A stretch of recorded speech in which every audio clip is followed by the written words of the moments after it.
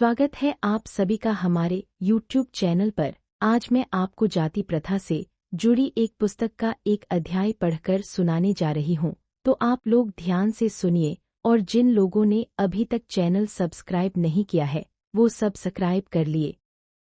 आश्रित के हितों की रक्षा के लिए कोई व्यवस्था नहीं की गई है। संरक्षक और आश्रित का संबंध भले ही ऐसी वास्तविक संकल्पना हो जिस पर चातुर्वर्ण्य की व्यवस्था आधारित थी, लेकिन इसमें कोई संदेह नहीं है कि व्यवहार में यह संबंध वस्तुत मालिक और नौकर का था। ब्राह्मण, क्षत्रिय और वैश्यों के आपसी संबंध भी संतोषजनक नहीं थे, फिर भी वे मिलकर कार्य करने में सफल हुए। ब्राह्मण ने क्षत्रिय की खुशामद की और दोनों ने वैश्य को जीवित रहने दिया ताकि वे उसके सहारे जीवित रह सके, लेकिन तीनों शूद्र को पददलित करने के लिए सहमत हो गए। उसे धन संपत्ति अर्जित करने की अनुमति नहीं दी गई, क्योंकि कहीं ऐसा न हो कि वह तीनों वर्णों पर निर्भर ही न रहे। उसे विद्या प्राप्त करने से रोका गया कि कहीं ऐसा न हो कि वह अपने हितों के प्रति सजग हो जाए।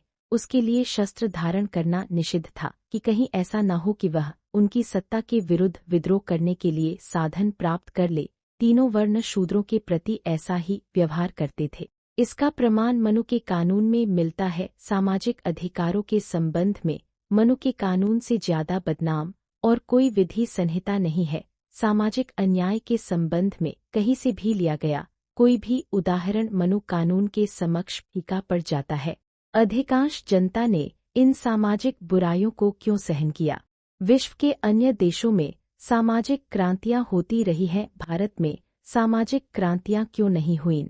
यह एक ऐसा प्रश्न है जो मुझे सदैव कष्ट देता रहा है। मैं इसका केवल एक ही उत्तर दे सकता हूँ, और वह यह है कि चातुर्वर्ण्य की इस अधम व्यवस्था के कारण हिंदुओं के निम्न वर्ग सीधी कार्रवाई करने में पूर्णतः असक्त बन गए हैं।